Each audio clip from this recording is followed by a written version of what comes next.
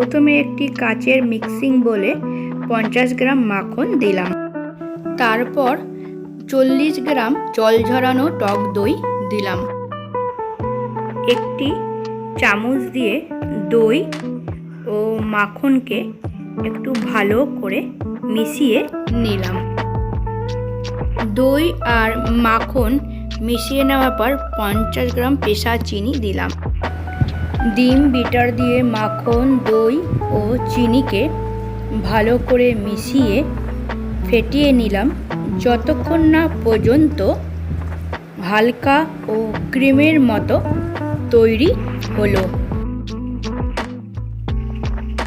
এবার একটি প্লাস্টিকের ছাঁকনি নিলাম এবং 2 কাপ অর্থাৎ 240 গ্রাম ময়দা দিলাম ও 1 চা চামচ বেকিং পাউডার দিয়ে ভালো করে সব মিশিয়ে চেলে নিলাম এবং যাতে ময়দা আর বেকিং পাউডার ভালো করে মিশে যায়। ছাঁকনিটা একদিকে সরিয়ে রেখে দিলাম এবং ডিম বিটার দিয়ে মাখন, চিনি, দই, ময়দাটাকে একসঙ্গে মিশিয়ে নিলাম।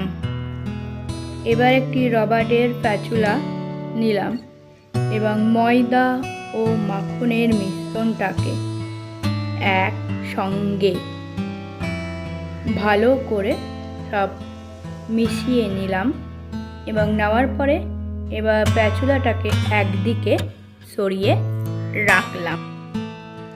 1 চা চামচ নুন দিলাম। এখানে আমি 2 টেবিল চামচ সাদা তিল নিয়েছি।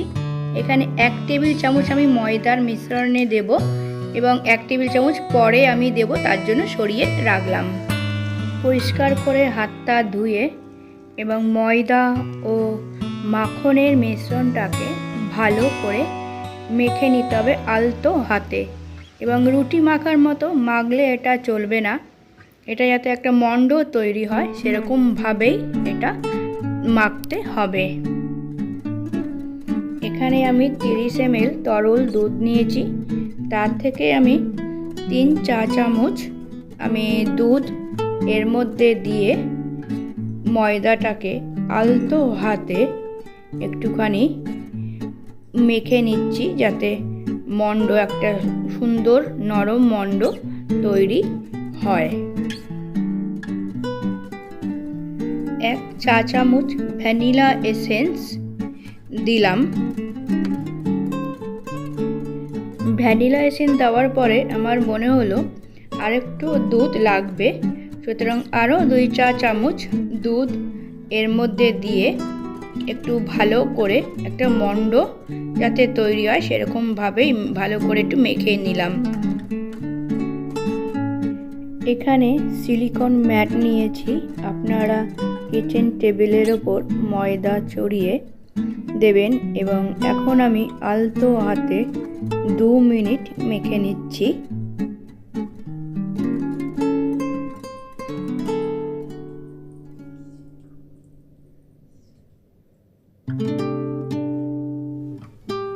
মেখে একটা লম্বা রোল করে হাত দিয়ে একটু চ্যাপ্টা করে নিলাম।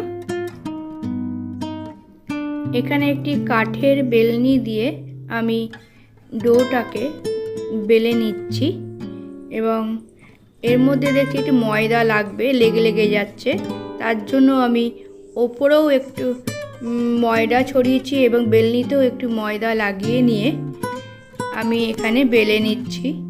আর বেলাটা আমার হবে 1/2 ইঞ্চি অর্থাৎ 2.5 সেন্টিমিটার মোটাই আমার এই ডোটা বেলাটা হবে। বেলাটা আলতো হাতেই করতে হবে এবং দেখতে হবে কোনো দিক মোটা কোনো দিক পাতলা আছে কিনা এবং সেটাকে হাত দিয়ে একটুখানি চেপে চেপে চারিদিকে সমানভাবে করে নিতে হবে। এরপর আমি ওপরে একটুখানি দুধ ব্রাশ করে নিলাম যাতে ওপরটা একটু সোনালি রঙের বিস্কুটটা তৈরি হয় এবং ওপরে আমি যে বাদবাকি তিলটা রেখেছিলাম 1 টেবিল চামচ সেটা ওপরে আমি ছড়িয়ে দিলাম। আমি হালকাভাবে বেলে নিচ্ছি, যাতে তিলগুলো ব্রেক হওয়ার পর বিস্কুট থেকে উঠে না যায়, তার জন্যই আমি এটা বেলে নিচ্ছি। এবং বিভিন্ন রকম কুকি কাটার আমি এখানে ব্যবহার করব। প্রথমে গোল কুকি কাটার দিয়ে আমি বিস্কুটের শেপ দিয়ে নিলাম। এবারে বরফির আকারে বিস্কুট কাটার দিয়ে আমি বিস্কুটগুলোকে শেপ দিয়ে নেব এবং আমার শেপ দেওয়া হয়ে গেছে। এবার এটাকে একদিকে সরিয়ে রাখছি। এরপর স্টার আকৃতি কুকি কাটার দিয়ে আমি বিস্কুটগুলোর শেপ দিচ্ছি এবং এটাও বিস্কুটের শেপ দেওয়া হয়ে গেছে, এটা সরিয়ে রাখছি। এখানে আমি মিকি মাউসের কুকি কাটার দিয়ে আমি বিস্কুটগুলোর শেপ দিয়ে নিচ্ছি। আমার বিস্কুটগুলো শেপ দেওয়া হয়ে গেছে, এবার সরিয়ে রাখছি। এখানে আমি পান শেপের বিস্কুট কাটার ব্যবহার করেছি এবং সেটা দিয়েও আমি বিস্কুটের শেপ দিয়ে নিচ্ছি। আমার বিস্কুট শেপ দেওয়া হয়ে গেছে, এটাকেও সরিয়ে বিস্কুট কাটার পর বাড়তি যে ময়দাটা রয়েছে সেগুলোকে সাইড দিয়ে আস্তে আস্তে করে তুলে আমি একদিকে সরিয়ে রাখছি। এখানে আমি 5 রকমের বিস্কুট কাটার ব্যবহার করেছি এবং ব্যবহার করে আমি 4টে করে বিস্কুট কেটে নিয়েছি প্রত্যেকটা কুকি কাটার দিয়ে। এবং এখানে আমার 20টা বিস্কুট হয়েছে এবং তেল ব্রাশ করে নিয়ে আমি বেকিং ট্রেতে খুবই সাবধানে বিস্কুটগুলোকে সাজিয়ে নিচ্ছি।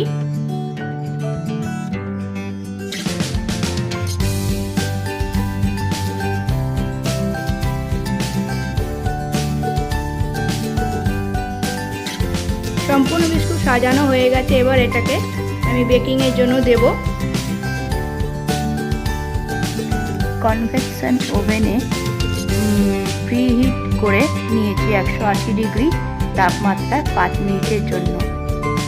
এবার প্রিহিট ওভেনে কনভেকশন মুডে নিচের র্যাঙ্কে বিস্কুটগুলোকে রেখে দিলাম সাবধানে। এবার 180 ডিগ্রি তাপমাত্রায় আমি কনভেকশন ওভেনেই আমি 25 মিনিটের জন্য বিস্কুটগুলোকে ব্রেক করার জন্য রেখে দেব। আপনাদের বিভিন্ন রকম ওভেন, সুতরাং টাইমটা কম বেশি অ্যাডজাস্ট করে নেবেন।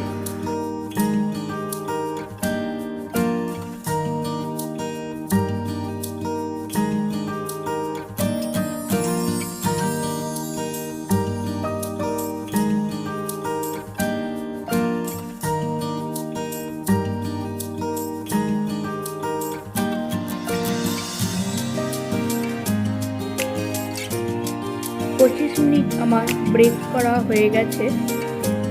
এবার ওভেনটাকে সাবধানে খুলে বেকিং ট্রেটাকে এবার সাবধানে আমি বার করে নিয়ে আসলাম। এবার ওভেনের দরজাটাকে সাবধানে বন্ধ করে দিলাম।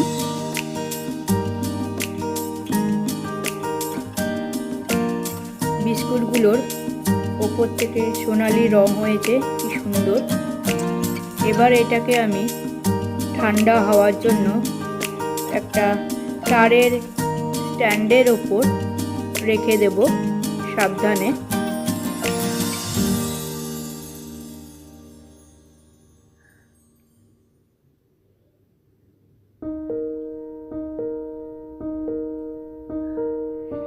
একটা একটা বিস্কুট তুলে আমি খুবই সাবধানে রেখে দেব যাতে বিস্কুটগুলো না ভেঙে যায়।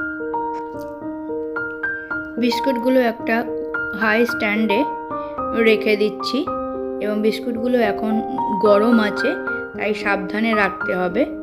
আর বিস্কুটগুলো একটুখানি নরম, এই সময় নরম আছে। ঠান্ডা হয়ে গেলে, সম্পূর্ণ ঠান্ডা হয়ে গেলে তখন এগুলো একটু শক্ত হয়ে যাবে বিস্কুটগুলো। এটাকে ঠান্ডা হওয়ার জন্য আমি রেখে দেবো 20 মিনিট। সম্পূর্ণ ঠান্ডা হওয়ার পরে আপনাদের পরিবেশন করে দেখাবো। তৈরি হয়ে গেল ডিম ছাড়া তিল দই বাটারি বিস্কুট এবং এটা সম্পূর্ণ ঠান্ডা হয়ে গেছে। বায়ুশূন্য কৌটোয় রেখে চা কফির সঙ্গে উপভোগ করুন।